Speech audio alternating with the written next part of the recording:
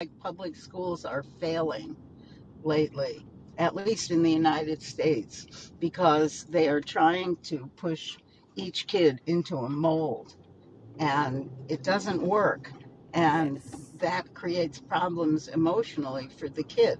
Whereas if you pull the kid out and put him in a different school where they taught him a different way, the kid might be successful. And that's, kind of what I've always done with my own children and my foster children. I've moved them from to different schools where they maybe were taught in a different way. And that's why, even though everyone is mad at Arizona for having a system, I actually think it's going to work because it will allow parents who are concerned with their children's education to choose a school that is not just the school down the block, but is a school that might fit. Yeah, that kind of liberty and choice of school is actually something that we have here in Canada, and it makes such a big difference. Unfortunately, I think there's a problem with the resources because the kind of customization that we're all suggesting, that's amazing, and wealthy families can afford that kind of additional time, but I think schools really struggle to give each student that amount of time. So I think it's really exciting that places like China said, hey, education is not going to be a commercial thing, but we're going to invest heavily in trying to do this AI assisted lifelong tutoring learning system.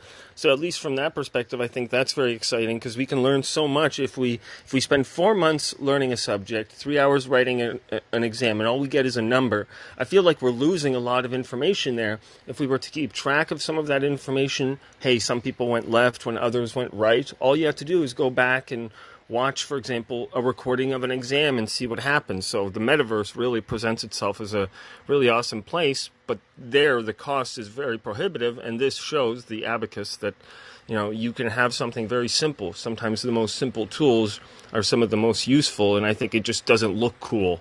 So maybe that's why a lot of teachers, educators have a hard time also competing with things like Facebook or unfortunately, pornography is also a competitor for kids' education. So it's a There is very also difficult time. there's also a presumption here that we have to educate our kids at all because we don't, and they're fine. Now, and that's not to say that that's okay for everybody, but we literally don't. I mean, they just live their life like we do, and they're doing fine. They're thriving, 13 and 8. I did an interview ad hoc on Clubhouse about it recently, where me, my wife, and my daughter were all there. I can probably find the link, or I'll do another one in future where we're a bit more careful about not sharing personal details. But I mean, there's this whole presumption that we need to teach kids. I'm not even sure that basic assumption is right. But Ben, I Um, believe they learned from you because in Chinese we have said 以身作则. That means you set example for your kids. So even you did, oh I God, mean, God help them then.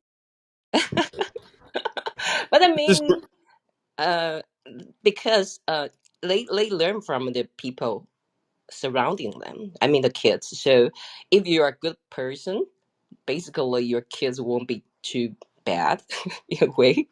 Okay, Eric goes to. And perhaps factor in the environment. I'm not sure as well. I don't think it's right for 99% of people, but in certain circumstances, I'm saying you can go as far as asking the question, do you need to do anything? Cheryl, I back channeled you the link to that interview I did do here on Clubhouse if anybody's interested. But I mean, it's worked for us. We stumbled into it by mistake. It's working out well. There's no Okay, but curriculum. There's no fixed times. you run your household like a military base, and you've served, and you're very educated, and you educate millions of people. So I'm not really sure that you like what you're. Every time you open your mouth, it's like a mini lecture, a mini education session, and I think a lot of us are like this here. So it's not surprising that your kids are educated because all you do is educate people, Ben. So come on. That's why I said it's not right for 99% of people. But I'm just saying. But the people in this room, um, Ben, there may be your people here, as you kids. just So said, who may want to consider that. Yeah, I mean, your kids have your genes, so your way is highly possible. as, So the as I prefer. said, God help them. Okay. Audio effects. I'll add a comment to Ben, and Ben and I have never had this conversation before. I don't think. So this is totally unscripted, but I've noticed that the we have a lot of people who visit here at my place that have kids, and over thousands and thousands of people with their kids, you start to notice patterns. And I live in Thailand, where the function of schools, many of them don't educate the kids at all, and or really really really really bare minimum. It's not at all the focus. And Thai kids are, on average, vastly happier, vastly better. Um, what's the word I'm looking for? Better behaved, much much much better behaved, remarkably so, and far happier, like joyful little kids that they are. And the European kids that we see are generally don't seem that happy, aren't able to talk with each other, or uh, play with each other, don't engage with each other, and might be educated. And there is a new thought about, well, first of all, it's partially true that Thais aren't obsessed with achieving success in the way that maybe Westerners are. And it begs the question, we take it for granted that we're supposed to be striving for success, and we're supposed to be succeeding and achieving. And that isn't the Thai mentality. They don't have that mentality. And the teachers don't instill that in them. And I'm guilty of this, because I was teaching in schools, and I was trying to drive home the message like, listen, you need to, this is a game, this is a race that you're in, and you're going to lose or you're going to win, or if you get, and it's no joke. But Depends on how you define success, Tyler. yeah, But but also, also, it's a race that you can change. It's only a race if the end line is fixed. If we yeah, consider that we stop learning when we leave school, but a hack to this is move that end line out to, I don't know, 80 years old, and then you got you got a lot further to, No, you you don't have push to it run out to quite as fast. infinity. You push it out Oh, to infinity, and then it just looks like parallel lines, and you're always learning. Yeah, sure. the most important thing in school is teach you how to learn for the rest of life, right? I I think think we that, just messed up Tyler's flow, though. Sorry, Tyler. no, it's yeah, fine. sorry. I think BB's right with that point, which is giving people a love of learning and not a fear of learning, and a curiosity, a natural curiosity, and a natural sense that you can, how to solve problems. Problem solving, I think, is a good thing to teach, and I can guarantee you, Ben, if anyone's teaching their kids about problem solving and how to solve problems kind of independently and collaboratively, I would bet handsomely that Ben does find a way to uh, pass those very valuable traits along. But it's very different from, say, learning textbook, uh, you know, history, or Academic. yeah, regular academics. So because notably, I'm noticing there's a lot of, and now I'm switching to the adults that visit us here regularly. We had an adult who checked out today, who no doubt is wildly educated, but is a complete idiot, like an utter idiot. And there's a lot of idiots in the West who can acquire financial resources. They can earn a living, and that's a testament to the West, that we can have brain dead people who can actually earn a living, because Well, in that's almost the goal of the system, right? Is you want right. take you want, like McDonald's, you want to make the system such that you can employ the lowest skilled possible human to fill the gap in the system and No, still what I produce a consistent result. what I mean is, like, Sweden's a good example, where in Sweden they in some part refuse to speak to each other in public, and in large part there's a big social rule: you don't talk to people in public, period. And if you do, they will look at you like, are you assaulting me? And they're very serious in their inquisitive look of, like, is this an assault? Are you going to assault me? It's like, no, I'm just asking you where the next Starbucks is.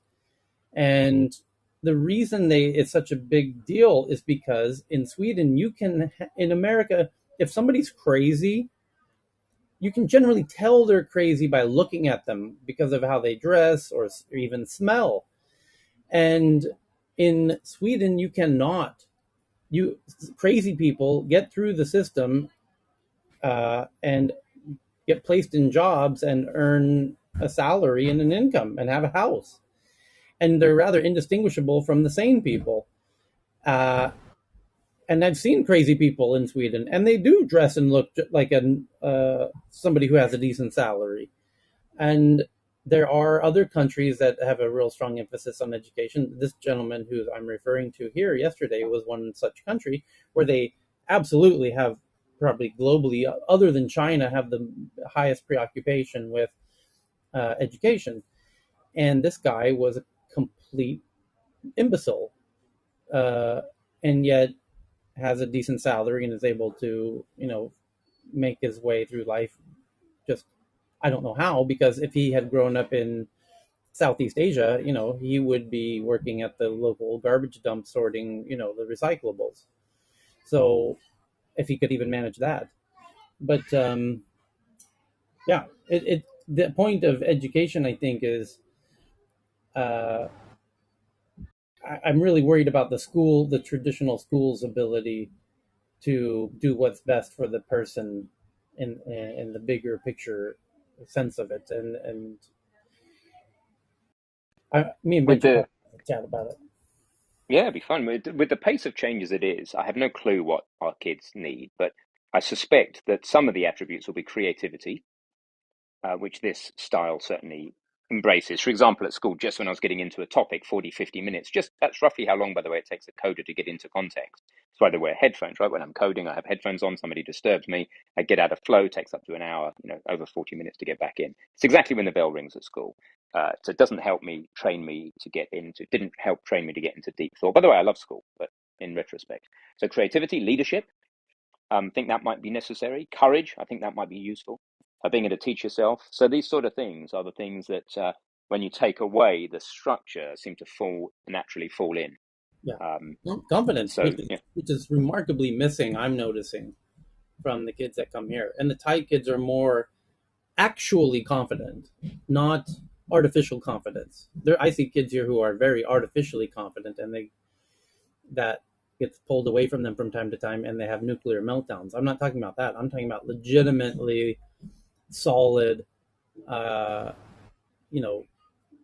confidence in a bigger sense, where they don't. confident about what you're competent in, and competent in what you're confident about. So there's a Less deep delusions alignment of between those grandeur. two. Yeah. Anyway, so we're going into the tech news here. Did I ring the air horn yet? I haven't. Top story today is from the Financial Times. They say they have sources that Twitter agreed to delay a deposition of Elon Musk by its lead litigation attorney on October 6th in Austin as both sides hash out the $44 billion deal. And the next is from the New York Times, who says they have sources that in the weeks before Elon Musk's revived bid, his representatives asked Twitter about doing the deal at up to 30% discount, or a $31 billion valuation. And the Wall Street Journal says Elon Musk's Twitter deal comes as the company is weakened by macroeconomic trends and Musk's own actions. And then Elon Musk claims that buying Twitter is an accelerant to creating the Everything app. As I told you from the first day of the first news that he was thinking of buying it. And then lastly on this topic, Bloomberg says Elon Musk's revived Twitter acquisition could rely on banks providing $12.5 billion at the time when offloading risky debt is difficult, leading to potential losses. Okay, so before we go to the next topic, does anyone have a thought on the Elon Twitter gate? Well, Twitter stock seems to have bounced back, so that's kind of I think a good sign. But the fact that there's all this I guess negative market pressure now, especially with the banks, it'll be unfortunate to see if Tesla's stock does take a plunge. Although I think it was originally down 3%, then only 1.26% after hours trading. I'm not sure what it is trading now, but I think that was also because people were disappointed in the AI day. So, and I think that was mostly surrounding the self-driving announcements. So I'm not sure if much of these other things are actually representative of the Twitter drama. I think it's actually very exciting, so I'm looking forward to it. Okay, are we moving on? All right, so the next is from The Verge. It says, a live blog of the Made by Google event where the Pixel 7, Pixel 7 Pro, Pixel Watch, and more are expected. Okay, is that happening today? It is, October 5th. Right now. It's happening right now. It's happening live right now. Should we tune into that? Is it live streamed? It is being live streamed. I'm clicking on. Yeah. I post the link in the back channel. It's on the YouTube. Human language and speech powers our most helpful voice experience with new capabilities Live on voice Pixel 7 assistance. and 7 Pro, thanks to Tensor G2. Here, this is the part I wanted. When your phone understands your voice, it opens up so many more possibilities. Translating conversations with Live Translate. Here we go. Asking Google Assistant endless questions. Navigating directly to apps without tapping, and easily sending messages. Perfect. Take assistant voice typing, which is on average 2.5 times faster than using a keyboard. On Pixel 7, assistant voice typing will automatically suggest relevant emoji to insert. And it's much more forgiving now in case you don't know the exact name of the emoji you're looking for. So saying something like happy emoji gets you what you want, but that's an easy one. What about upside down face emoji? Or heart eyes cat emoji? Or woo emoji? Speaking to your phone can be so much more convenient, but listening isn't always an option when you're on the receiving end. Ever get an audio message when you're in a quiet place without headphones? It's frustrating, right? Well, Pixel 7 can now use Google's advanced speech recognition model to transcribe your audio messages right in the Message app, so you can quickly skim them. And when it comes to text messages, Pixel uses RCS for enhanced media sharing and end-to-end encryption. RCS is the modern industry standard for messaging, and it's already been adopted by most of the industry. We hope every device maker gets the message and adopts RCS, making texting better for every smartphone user. And if there are any reporters in the crowd, you'll be happy to hear that the Recorder app on Pixel 7 is getting speaker labels later this year. So instead of a single transcript of your meeting or interview, on-device models will separate the speakers for you. Oh, man. Now, what about phone calls? That's heavy. Between spammers, This customer guy service phone sounds like a menus, bot. and bad audio quality, phone calls can be such a hassle. That's the reveal at the end. He's going to So Pixel 7 is designed to be the best phone for actual phone calling. Pixel devices are the only phones with Pixel Call Assist, a suite of features that helps with everything from making calls to avoiding them. The call screen, which automatically answers unknown callers, asks who's calling, and filters out spammers based on what they say without ever interrupting you. Wow. Our users tell us call screen crazy. is one of their favorite Pixel features, and for good reason. It's handled over 600 million calls for users last year. And when you call a business, Direct My Call can help you navigate their phone directories without having to listen and re-listen to a list of options. Since launching Direct My Call last year, it's helped Pixel users navigate over 50 million calls with businesses. With Pixel 7, the Direct My Call experience gets even easier. Instead of listening to a long recorded message describing each option, you'll see a list of menu options right away.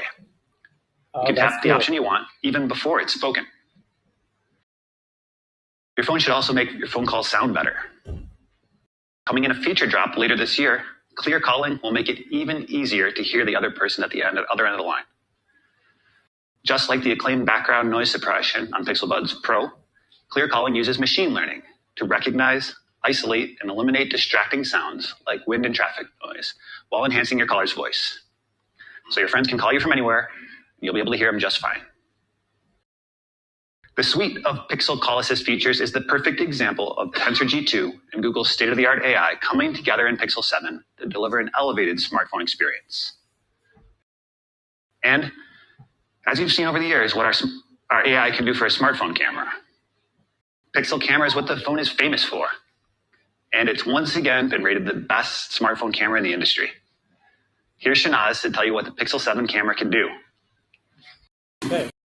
So that was exactly the part of the event I was looking for, which is what will this Tensor 2 enable in the new Pixel 7? And now they're going to talk about specifically on the camera what it will enable, which we might be able to skip. Computational photography, much less applied it to smartphone cameras. With Pixel 7 and Google Tensor G2, we continue to lead in computational photography with a powerful set of features that help you take accurate images for every skin tone, fix your photos, film high-quality videos, and snap great pictures from up close or far away. Let's start with inclusivity. Okay, we can skip all that. So the ability to do voice transcriptions of a multi-party conversation is fucking fire. That's hot.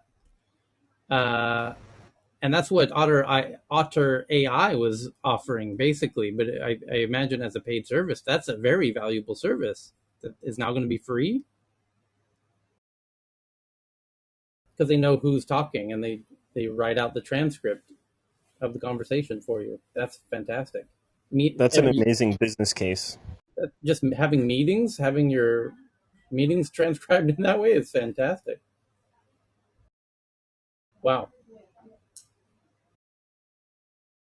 And the call screening was kind of cool, that it will answer and have a conversation with the person so you don't have to.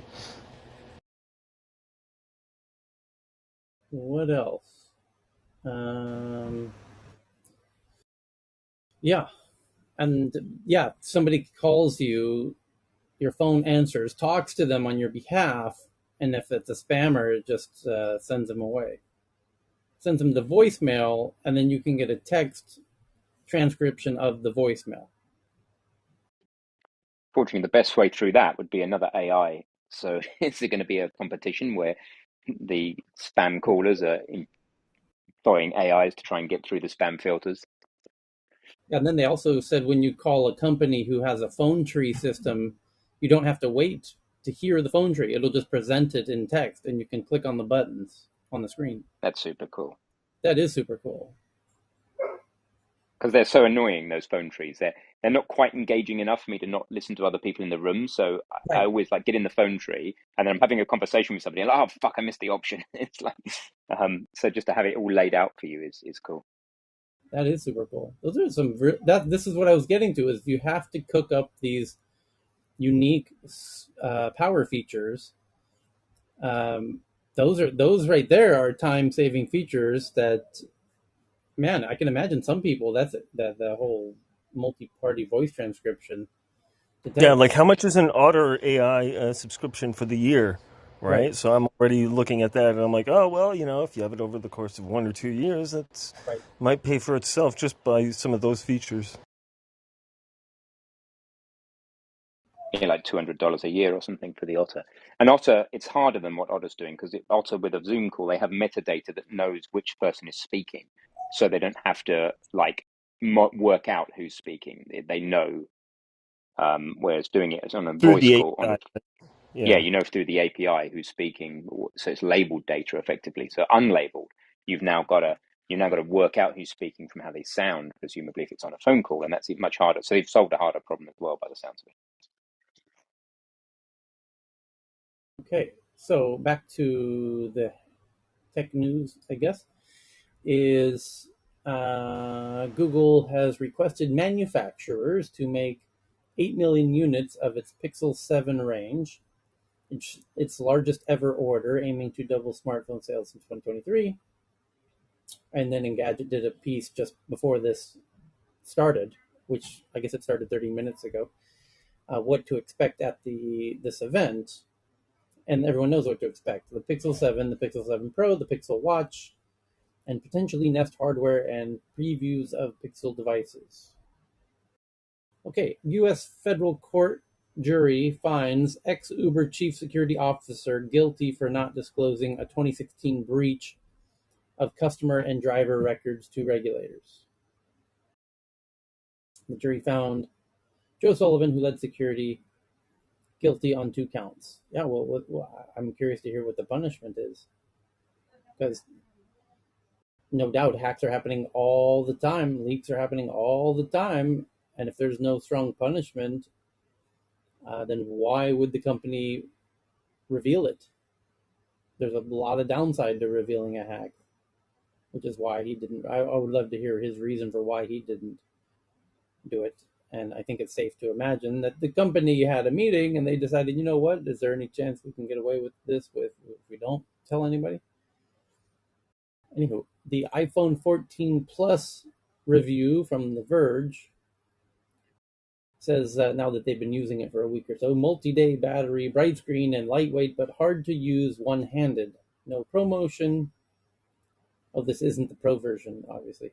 And adopting eSIM will be painful for some. Next up, from Krebs on security, fake LinkedIn executive profiles, which pair AI-generated photos, so fake photos of people who don't exist using AIs. That's a real thing now. With text from real accounts are becoming headaches for HR departments and invite-only groups. A recent proliferation of phony executive profiles on LinkedIn is creating something of an identity crisis for the business networking site. Damn right. They need to do identity verification. And oh, well, good for them that Stripe just announced it publicly yesterday, called Stripe ID or Stripe Identify or Stripe Identity or whatever the hell they're called. Who cares what they call it? But it allows any website who needs to identify thoroughly, authenticate each user, you now can. And you don't need to be as big as LinkedIn. You can do it on any website. Very cool. Google unveils 2 text-to-video AI generators. Here we go. Who was the last one? Facebook just announced one, right? What's today? Today is Thursday. I think on Monday, Facebook announced a text-to-video generator. You guys remember this? Yes. So Google's unveiling 2 text-to-video AI generators called Imagen Video, a higher image quality system, and Penaki, which prioritizes coherency and length over quality. Not to be outdone by Meta's Make a Video, Google today detailed its work on Imagen Video, an AI system that can generate video clips given a text input. Very cool. Let's take a look at the examples and see how impressive they are. They are very impressive.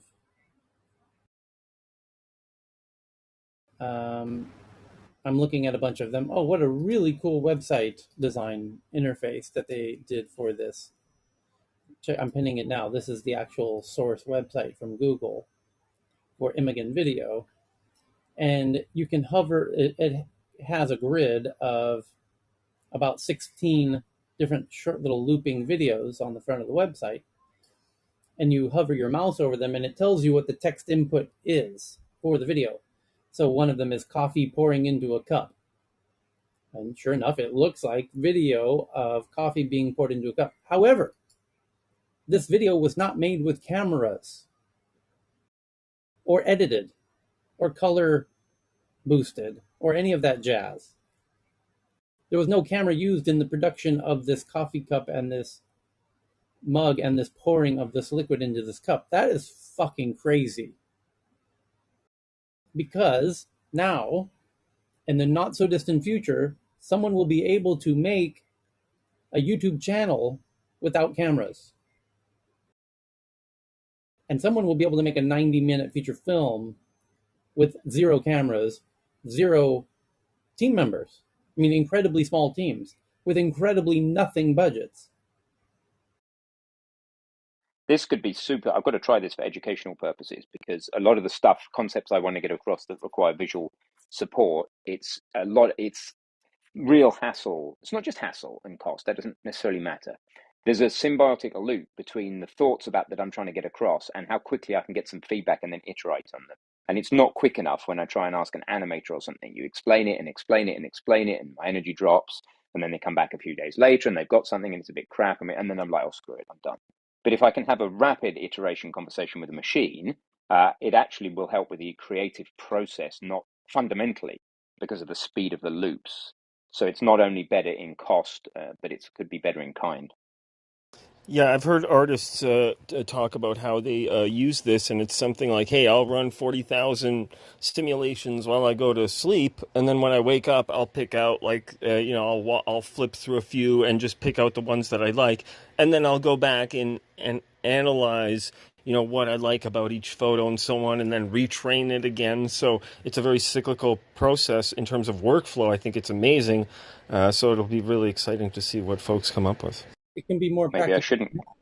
because, for example, what if you could use the video that's generated as an input itself? And what I mean by this is there's a video clip here of a teddy bear washing dishes, right?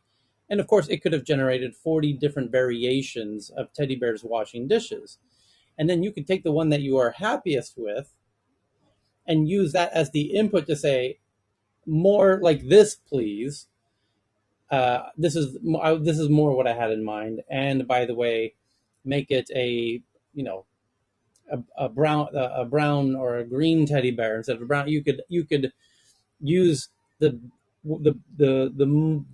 best version of the 40 that it presented, and then tell it to iterate on top of that with new input. So the video becomes an input and additional text context to further refine what you had in mind.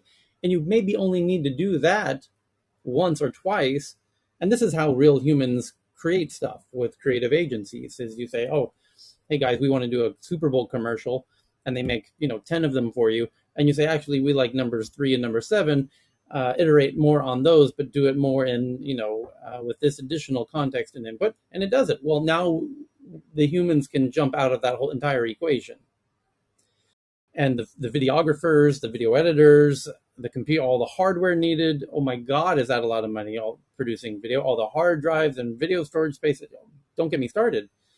This is there is multiple teddy bears Yeah. washing dishes on this website. Instead of having to have a team of 5 or 10, you can have a team of one and build out whatever advert that you want. And obviously, because we're more content related today, it will help a lot of businesses with that, and it will just mitigate a lot more costs if you have the right machinery in place. So there's a video here of a teddy bear skating in Times Square, ice skating. A teddy bear ice skating in Times Square, and it looks very real. Now, what budget would you need? Give me a dollar amount to make a video of a teddy bear ice skating in Times Square. Now, consider the permits that you would need to pull that off. Consider the cameras, lighting, etc., hotels, travel, team, on Or and you do on. it in CGI, but that's probably equally as expensive. Depends on the job. It's often nearly as expensive. So Well, here's a crazier this, example. Here's a crazier example. The next one in the thing, a panda bear driving a car. what's interesting though about what you've just talked about that loop is that loop for the humans is very much like the loop of somebody sitting on TikTok and deciding whether they like a video or not, just out of interest. So the human's job is then to try and sit there and decide what they like and what they don't like. It's not much different to TikTok or Tinder that we are being reduced to. Wild, super wild. And I love that Google and Facebook This, are now competing on this. Yeah, go ahead. sorry, I was going to just offer the what happened with how YouTube disrupted content. It really reestablished a whole different quality of what's acceptable and domesticated a whole new level of of of production quality and things like that. AI is going to again do a massive thumping. There's going to be massive disruption in the means for today's content creators to earn a living, and it's going to dramatically empower marketers and directors and producers and people like that, as well as empower just straight consumers, or just not straight consumers, noobs, noobs to content and lower skilled on the creative side of content creation. But it's going to be massively disruptive. I think It's there also are. gonna enable mass customization to micro segments, micro demographics, for the whole advertising market, so that there won't be a single video going out to every demographic. when it's essentially free to micro target every sub segment of a demographic. That's a good point, John. I think there are at least three other things to consider, grounding things, though, behind this. One is that the images are unacceptably weird, most of them. So it's unclear whether that's going to get resolved. If you look at them carefully, they're weird, right? They're just over compressed. It's kind of semantic compression, but it's overdone. So maybe that'll get solved. I probably will. The other thing to consider is that it's not for free. If you look at the energy cost, potential carbon cost of generating just one of these images might be much higher than you imagine.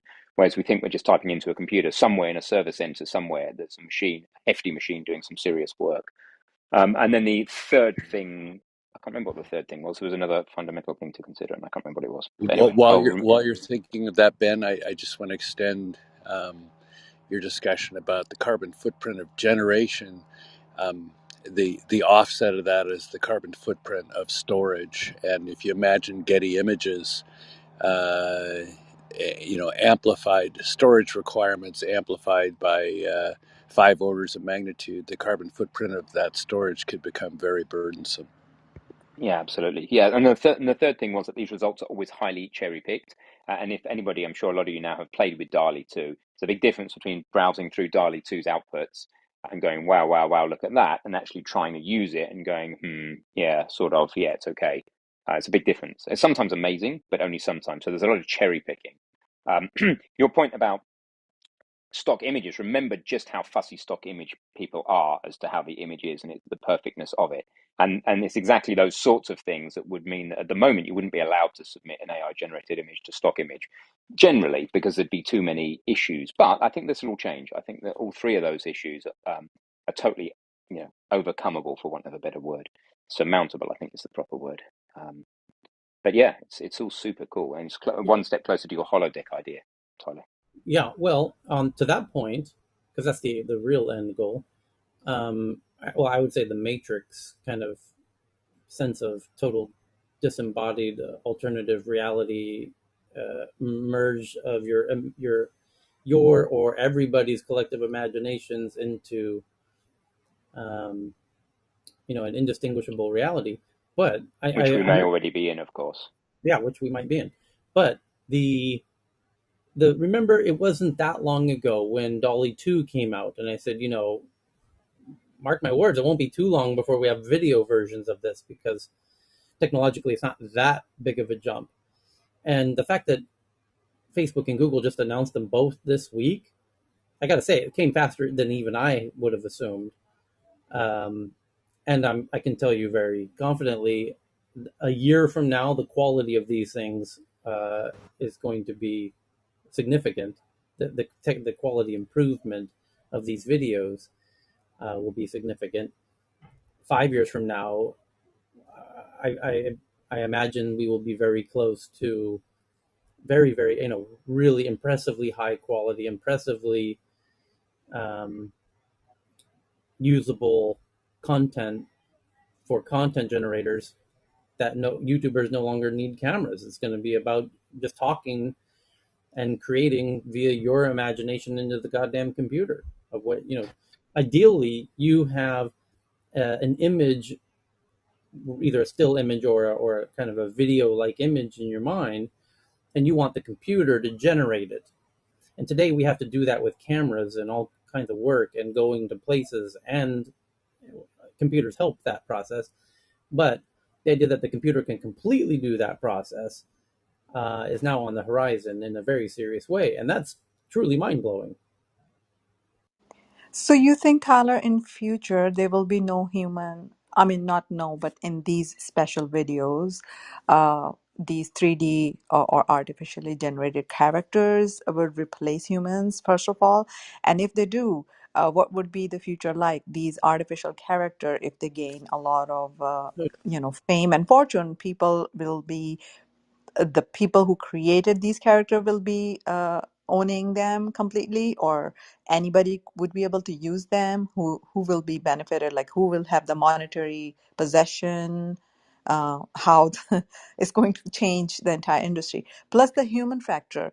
Aren't human going to notice that these are just computer generated images and not real human beings, and they will lack the connection that we sometimes have to a movie, like an actor or actress. They have like this persona, this humanness in them that we connect and respond to.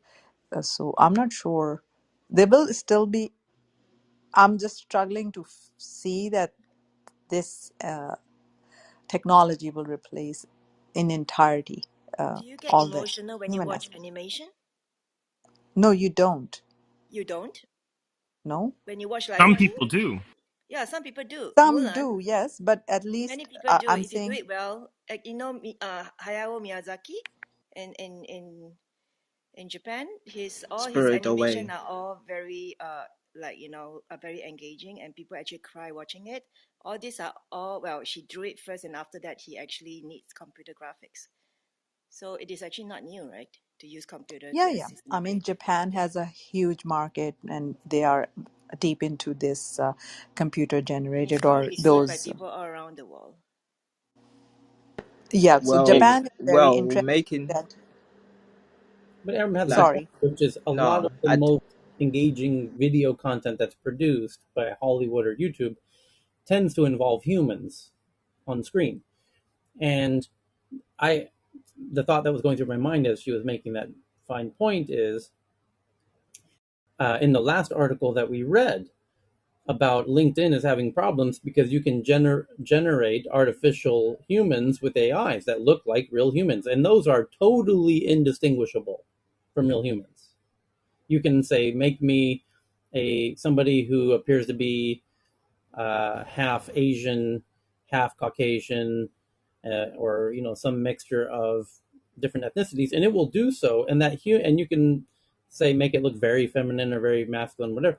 These humans get generated. Again, it's images, not videos, but these images are absolutely indistinguishable from photographs of actual humans. And it's not long before those photos become videos of those humans. And the question is how long? It's not a matter, it's just a question of time. How long before we can make those photos that are indistinguishable from human photos of humans, into actors in these dramas where the input to the text would be not a teddy bear skating in Central Park or whatever, but show me a beautiful young lady who appears to be Latino roller skating in Central Park in a red dress with a sombrero on, and she meets a cowboy, from Zimbabwe, and they share a coffee together, and he splashes it in her face. Now, the really interesting part in that text input is the last piece, the splashes it in her face, because of that's drama. And the point Aram's begging is, I believe, the really challenging bit will be what human actors are trained to do. And by the way, 99.99999999999% of people cannot act either. They are terrible actors. It is only 0.000000001% of humans who can do this thing called acting. So it's an incredibly limited number of people, like a few thousand people on the planet who can actually do this properly. So if we can get these AI generated avatar actors who can already appear perfect in still images to appear as actors and translate human emotion through their facial signals. That's really what it's about. How long will that take? I don't know. It'll happen. We'll get there, and I'm sure it'll happen in our lifetime.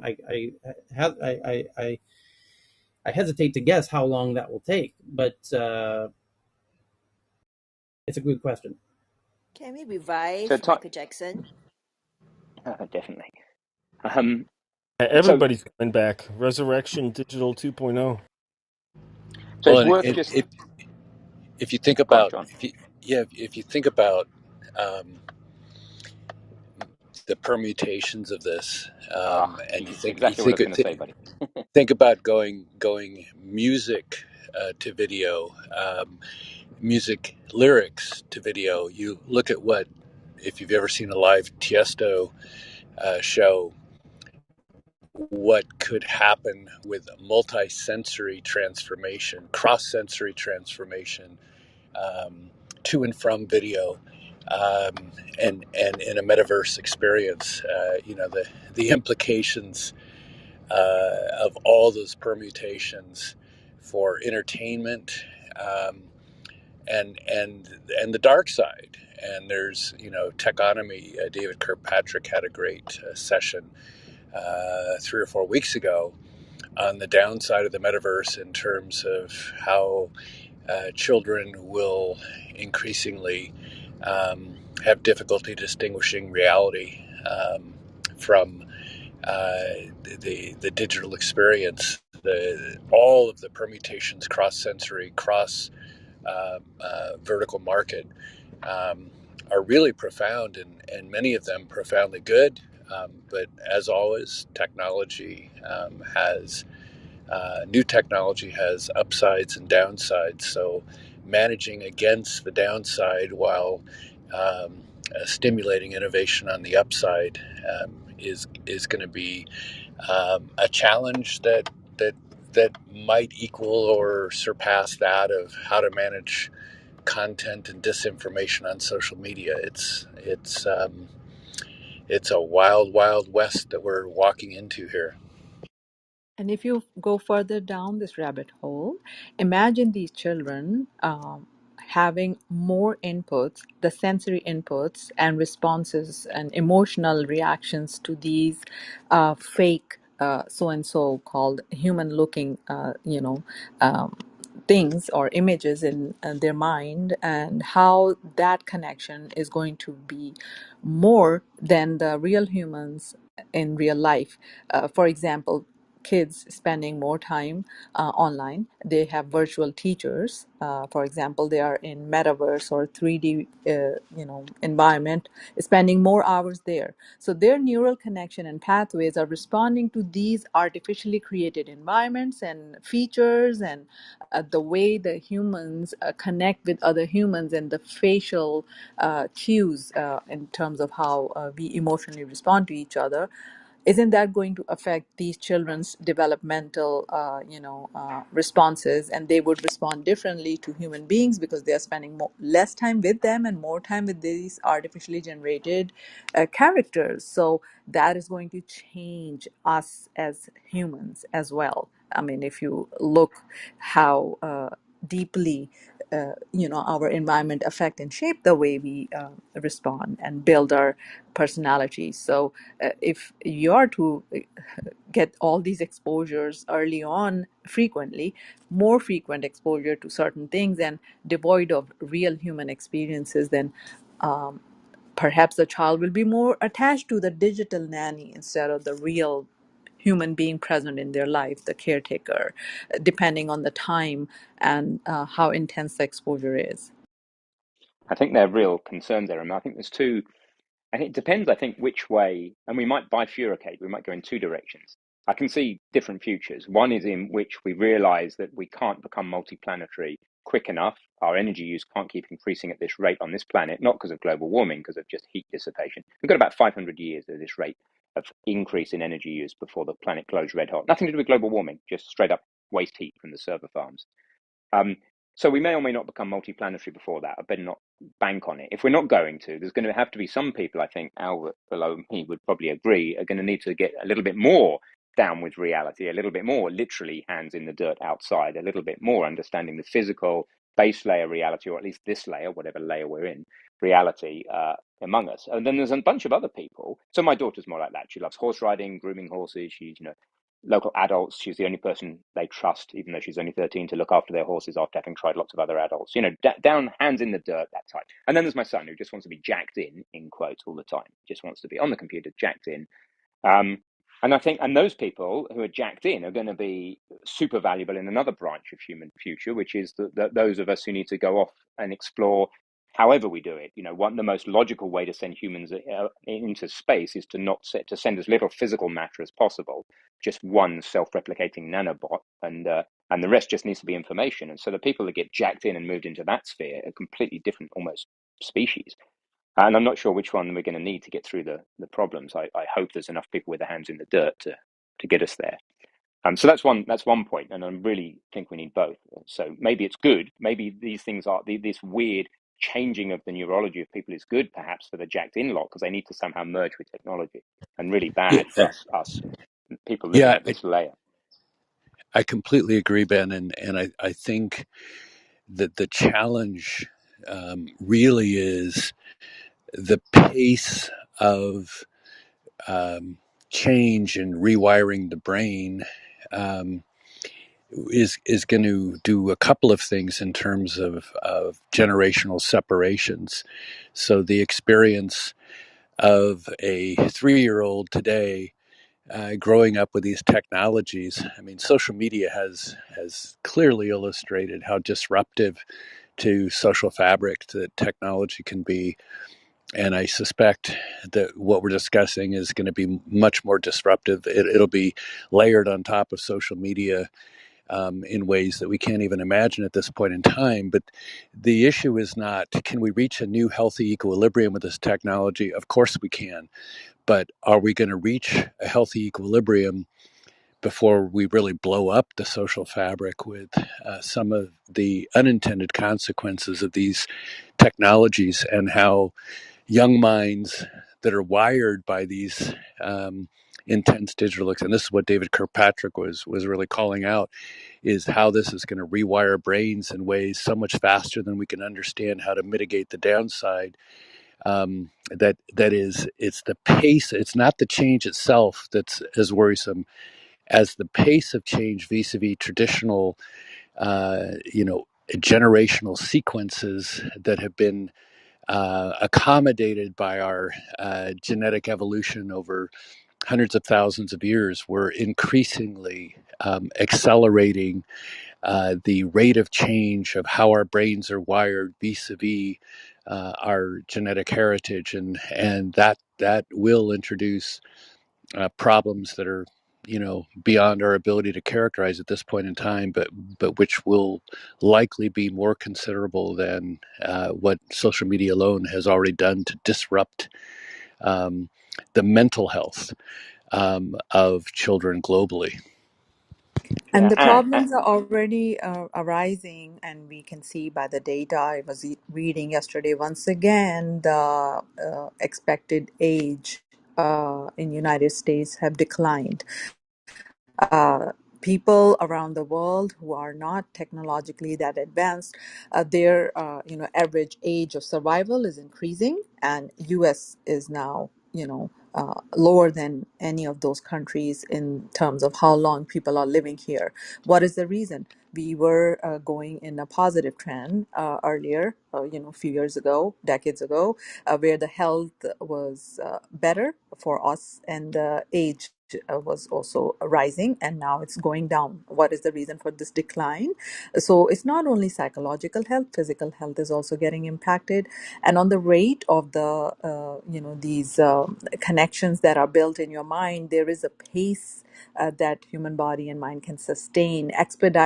Expediting that pace is riddled with a lot of negative consequences, and we are already seeing the results, and it's affecting not only young children, adolescent, but also elderly as well. So we need to take really deep look into what we are aiming for, because we don't know where it's going to lead us. Yeah, I would agree. embodied The cognition thing, comes to mind. sorry, Sorry, Ben, just quickly, no, embodied go ahead. cognition comes to mind. While I was listening to you, I was thinking about someone, a friend who runs a big construction crew, and he was telling me that he teaches old people new ways of building and thinking, and he teaches young people basic things like how to move their limbs, how to swing a hammer, things that they should have been taught a long time ago. He somehow is having to teach these kids basic embodied cognition functions on the job site. I was Wow. going to offer the idea about emotional engagement and how content, as it's evolved over decades, not just the last few years, the content creators, whether it's games or, you know, marketing agencies or what have you. There's a recipe of different things, components you need to put in your sauce, into your soup, to get something emotionally engaging. So this AI, the contribution, or this next wave of how AI is going to contribute to that mix, and how it affects the economics of content creation, distribution, publishing, all this is going to be fascinating.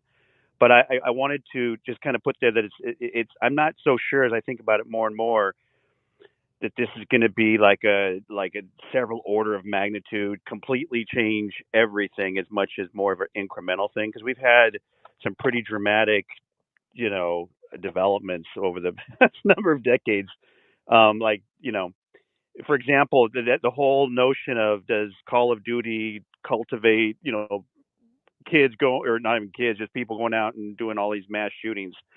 There's billions, this time there's billions and billions and billions of sessions of people playing Call of Duty, and yes, the mass shooting has gone up, but it's just there's never been a proven correlation.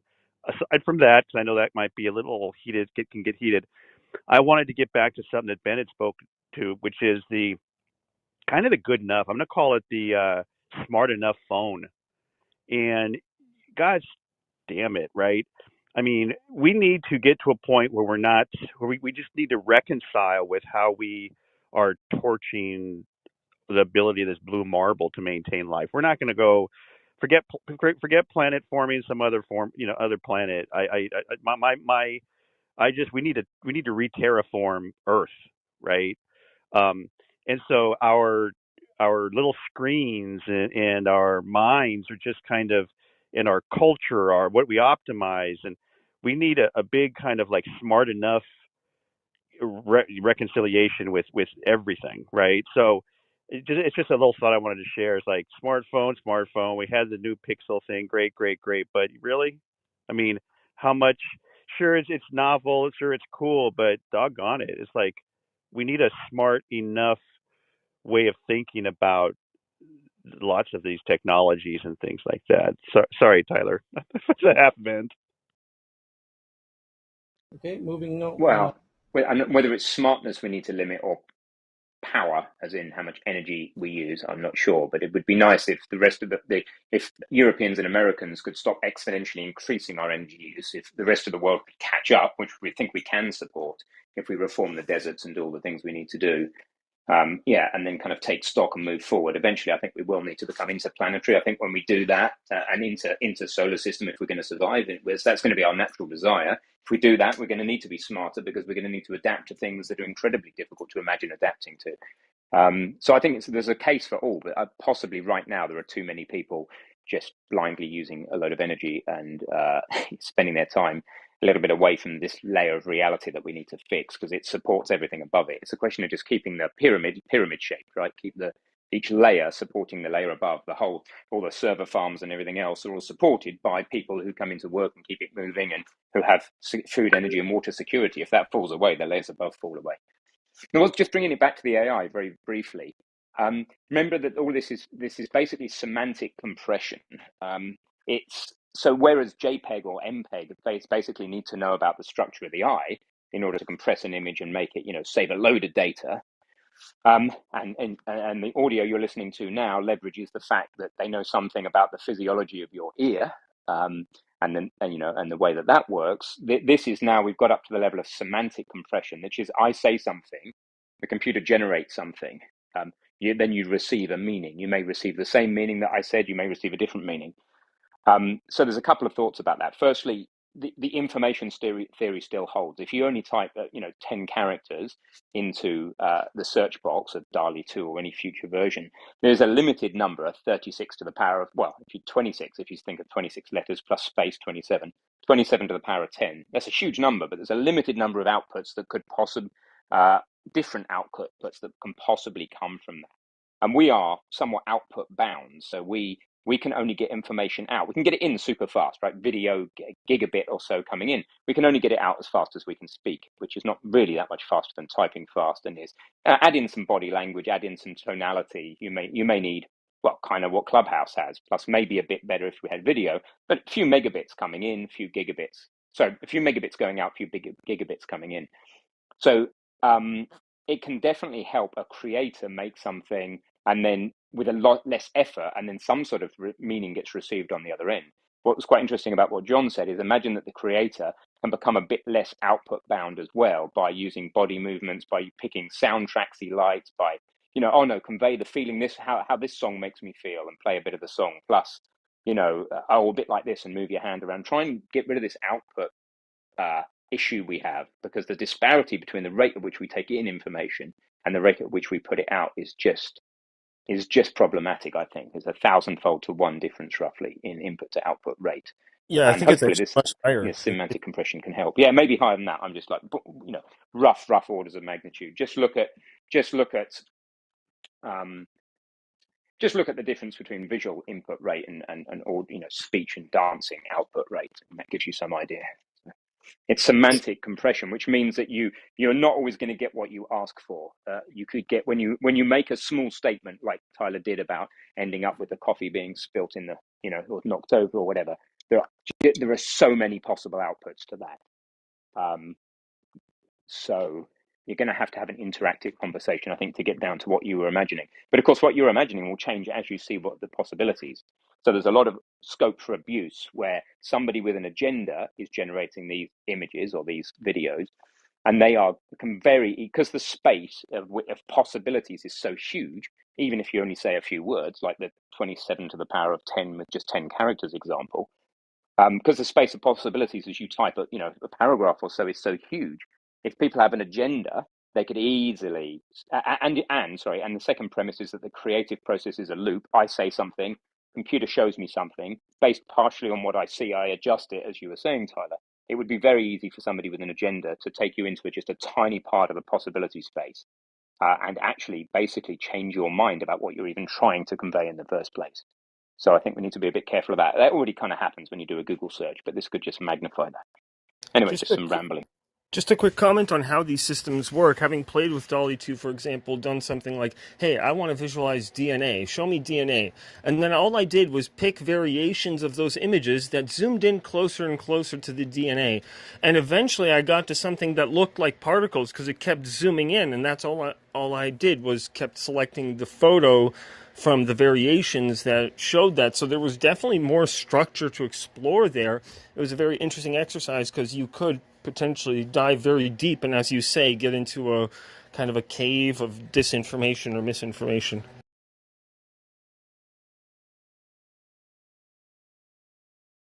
Exactly. We've Okay. got to be super on the guard for that, I think, because we're being much more open to manipulation than we ever have been in this type of loop, I think. Anyway, so Okay. So back to the headlines. Google just Hey, unveiled. hey, Tyler, could I just make one last comment about Ben's points? Yeah. Um, I think what's really interesting about what Ben was describing is we're increasingly being challenged as individuals, as families, as communities, as subcultures, as cultures, to converge on a common reality. And so, one of the things that's likely to be an early distortion of the human experience by these technologies is that as the rate of disinformation accelerates through all media, amplified by AI, um, it's going to cause people who tend to resort to tribal thinking and outsourcing their critical thinking to a tribal leader to actually accelerate. So it's quite possible that the very tribalism that social media has enabled will be further amplified and accelerated. And if you look at what Eric Weinstein and others have referred to as the epistemic disruption about how we establish what reality is, how we establish what truth is, there is a growing demand for a socially constructed mechanism of establishing group norms that span more than microcultures, political cultures, religious cultures. And so the antidote to a lot of the downside of the emergence of this potential for disinformation and synthetic realities is going to reside in the interface between those cultures that have tribal followings, and what they choose to do with these technologies to reinforce the tribalism of their tribe. So it really presents a historic challenge to the human species in terms of how do we establish common base of reality so we can have a conversation with each other, because we're not going in a good direction already, and this is likely to amplify the divergence of shared realities into more fractured realities. While we're talking about solutions, very, very briefly, something I'm trying on recently is I think there's so much information available that what I'm starting to say is, look, I'm only going to listen to or even participate in this conversation if I feel like I have the first principles in place to help me filter. And if I don't, I just won't even take in the information in the first place. Leave it to someone else. So I'm finding that quite helpful, because then if I don't have an ability to filter it by first principles, either go away and study the first principles, or I'll just not take the information in the first place and leave it to somebody who's more interested, more expert. That's funny because that's exactly how I approach it.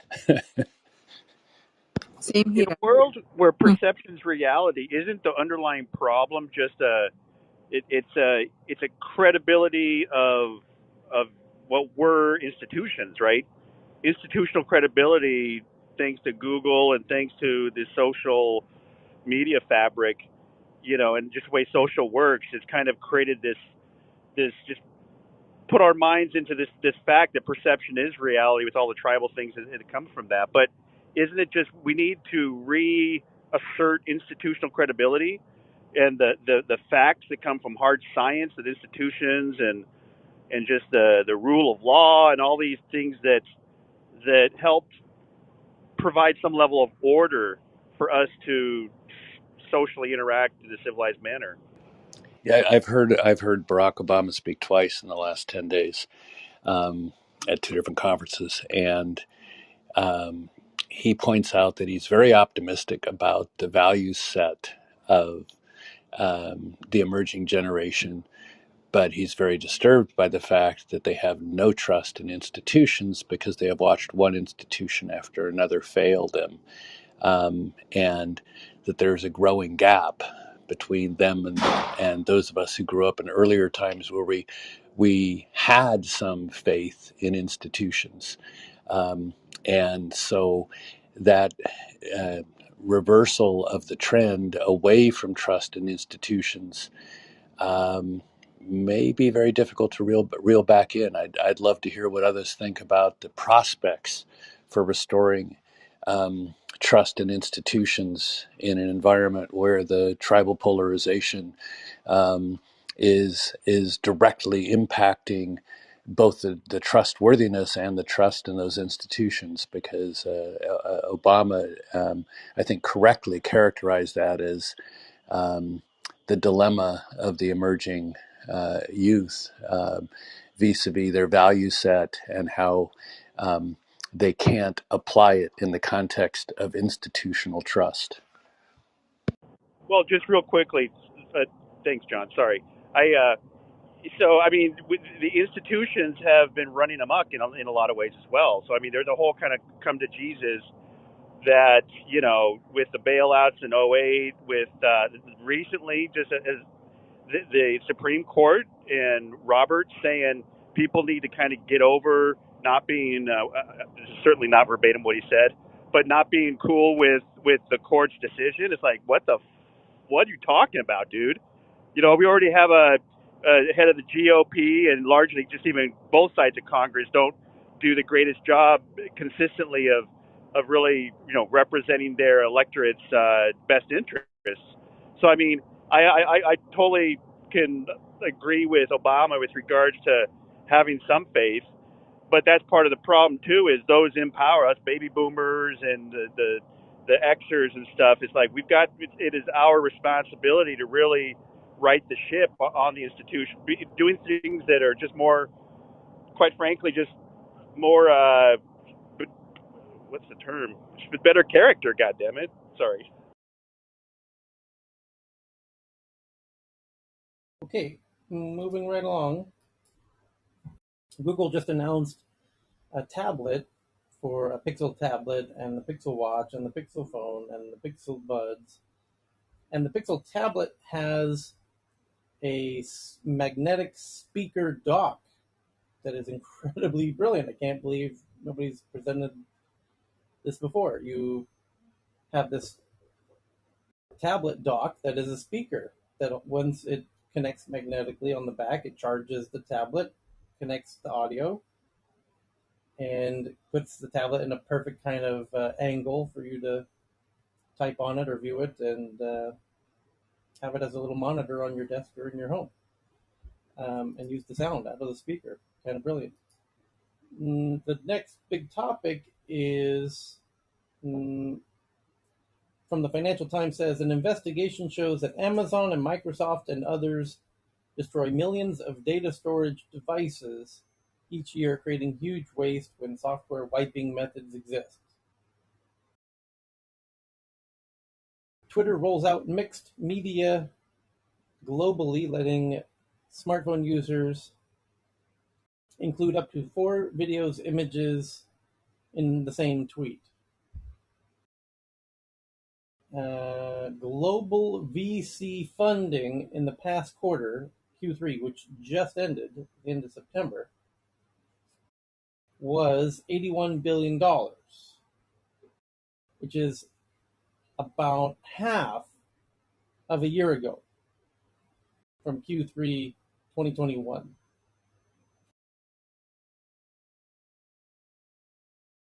Yeah, that's concerning. And what else? A whole bunch of fundraising announcements. Twitter makes notes on tweets from its crowdsourced fact-checking Birdwatch program, now visible to all U.S. users. Joe Biden has yet to appoint a U.S. chief technical officer after 20 months in office. Position Barack Obama filled within 3 months. Amazon plans to hire 150,000 seasonal workers for the holiday season coming up, the same as in last year. Walmart plans to hire 40,000, down from 150,000. 2 weeks ahead of China's 20th Communist Party Congress, censors seem to be blocking TLS-based circumvention tools that locals use to bypass the Great Firewall. Bloomberg says they have sources that to evade U.S. sanctions, Huawei is supporting something called PXW, a startup based in its hometown of Shenzhen that ordered chip-making equipment from a semiconductor plant. Oh, that's clever. So there's a sanction against Huawei, but there's no sanction against PXW, which is the nephew of the CEO of Huawei, who opened a startup who isn't sanctioned to get the chips that Huawei needs. Welcome to doing business in China. Montana-based company called OnX, which makes navigation apps, raises a bunch of money.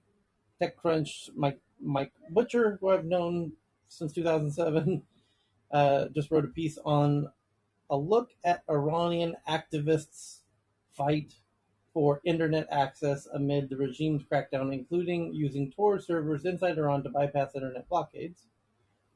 Good on you, Mike, for doing that one.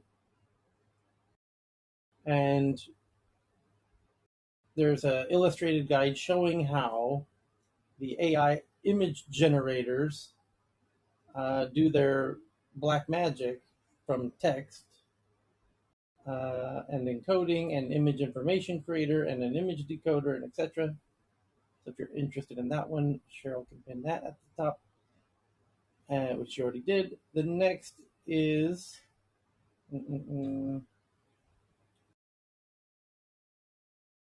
more semiconductor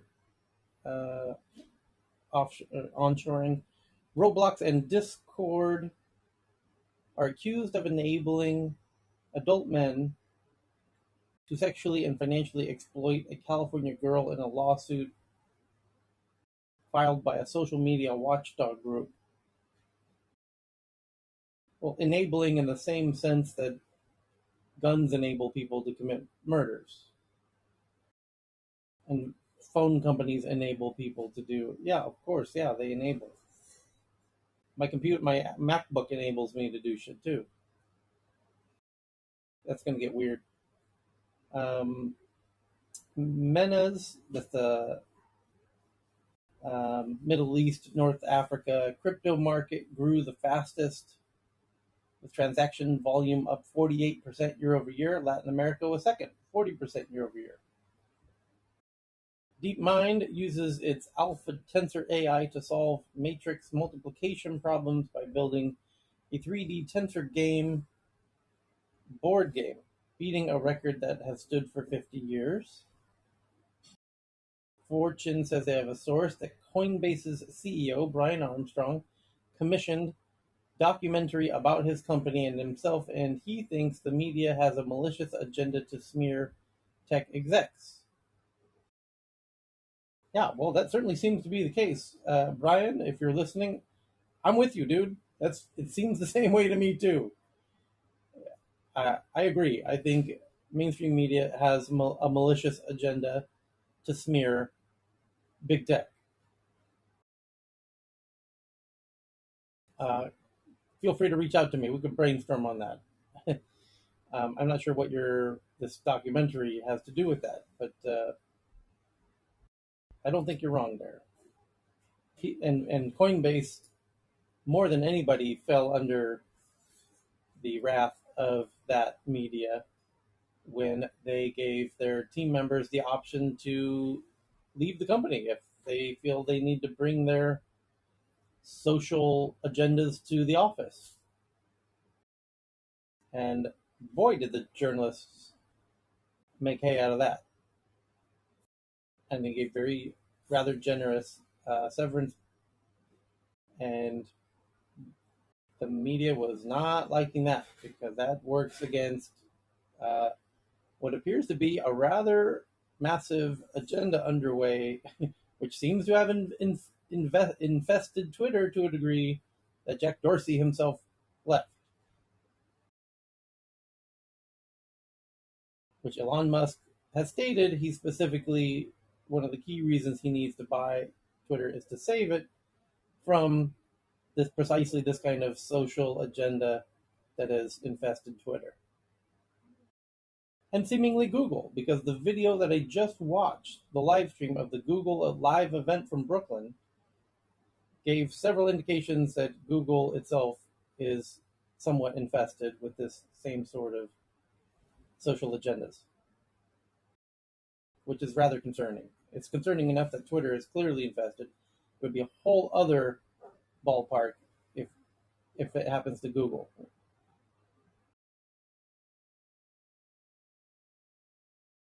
Investing via outside VCs for the first time, Amazon plans to give $150 million to 10 funds backing underrepresented founders at or before the seed stage. Meta details updates to its Facebook feed that lets users show more or fewer posts from friends to help improve the AI-based ranking. That was the story we read yesterday. Let's hit refresh, Cheryl, and see if there's any new stories. Of course, there are. The top story now is Google announces Tensor G2 system on a chip, giving Pixel users new camera features like night sight and face unblur, while retaining a similar architecture to the G1. They announced the Pixel 7 Pro, the Tensor G2, Android 13 at $900. Google's requested manufacturers to make 8 million units. We covered that. Google says that the Pixel 7 and Pixel 7 Pro users will get free access to Google's VPN service later this year. And there you go. those are your big boring headlines for today. So, did anyone have a tweet since we met last time?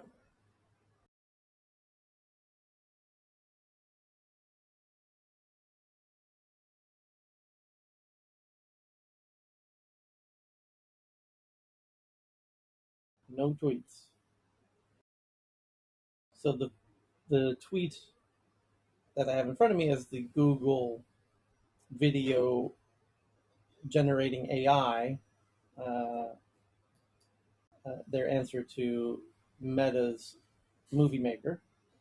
And what else? Anyone else have a good tweet? Here we go. Here come the tweets. Okay, here we go. Ben's got his room coming up. A former Google executive takes aim at Google with a startup.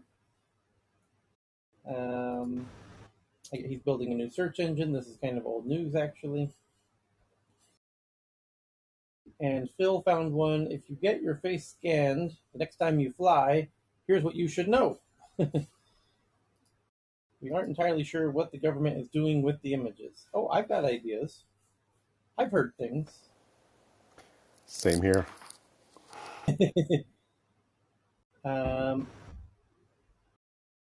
What else?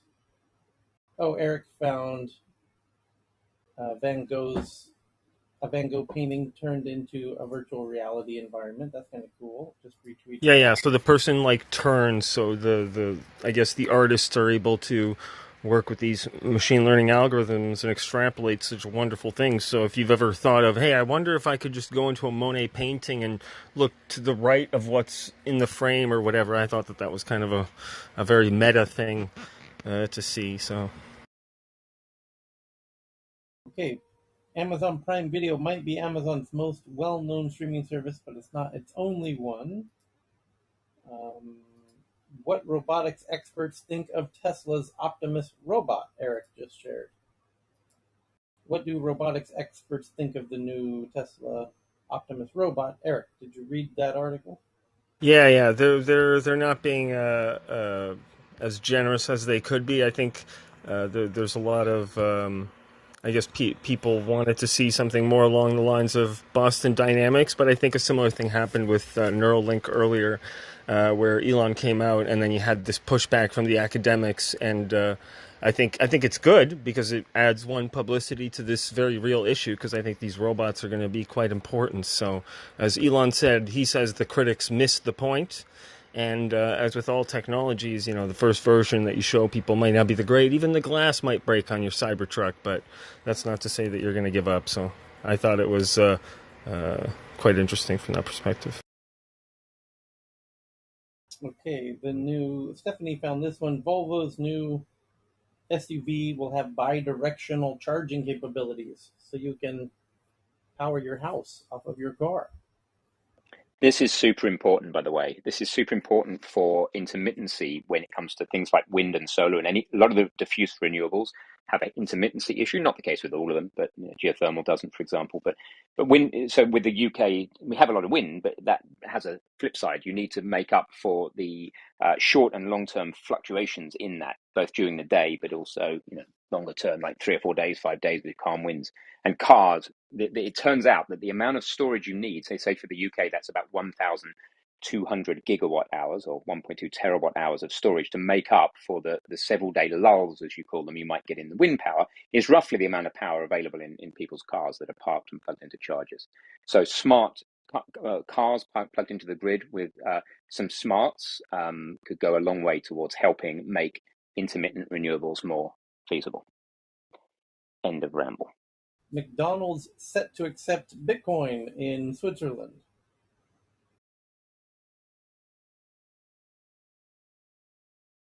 Okay. I'm not sure, Tyler, whether yesterday when you guys covered the Twitter Elon Musk debacle, whether there was a discussion about Dogecoin being the currency for Twitter. Because some people were speculating now, just because McDonald, you brought that up, the official coin for Twitter will be Dogecoin. And in terms of the energy and removing the stress from the grid, recently in California, this virtual online app through Tesla, they were able to provide energy to the grid when it was needed, and the Tesla power walls, the batteries synchronized to provide the electricity to the grid, and then get paid for it. So people, for a week supply, uh, you know, kind of providing energy to the grid, were paid, I don't know, $50 or something per day or per night.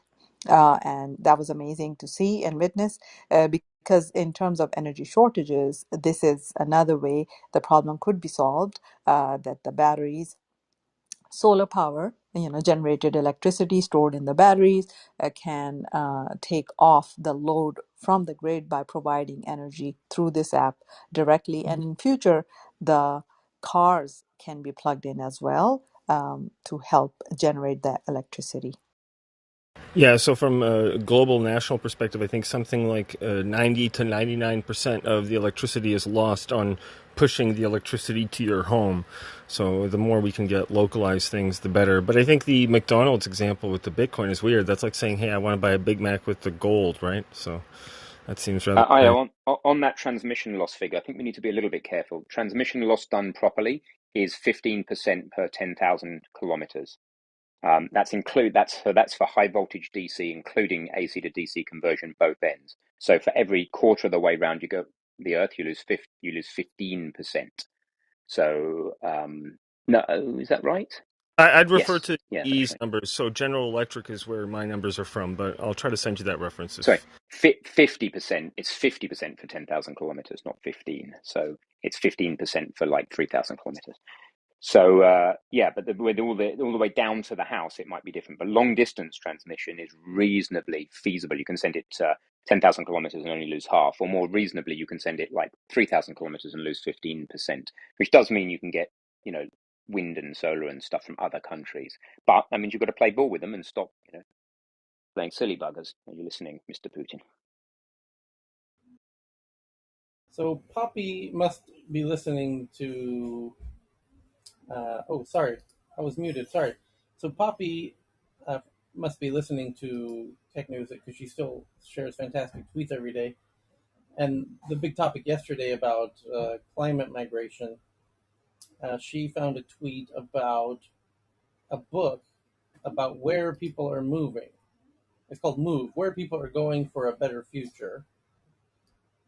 And they highlight Canada and northern United States will become more habitable as temperatures rise and growing seasons for crops become longer, and eastern Anatolia and the Caucasus are expected to support a growing number of migrants in the coming decades as people in surrounding countries flee drought and conflict. Yep.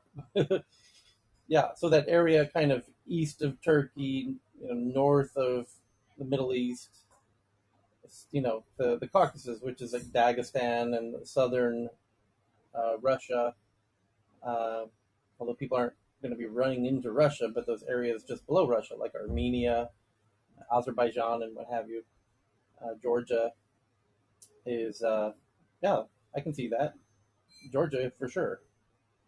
Yeah, you're going to have the entire Middle East trying to go into Georgia and Armenia and etc. Because they won't be able to get into Europe or Asia. They could try to get through Africa if they could somehow get around Israel. Anyway, yeah, Georgia's screwed. I wouldn't. It makes sense to move there until you realize that you have a billion Muslims who are probably going to have to be climate refugees and will also be thinking to move there. So, on that very cheerful note, we'll pause. And then, Ben, are you ready to do your room? Yeah, I can. I'm only halfway through my notes, but I will wing it. And yes, that's fine. Let's do it. Why not Oh, start early? What well, could there we possibly go wrong?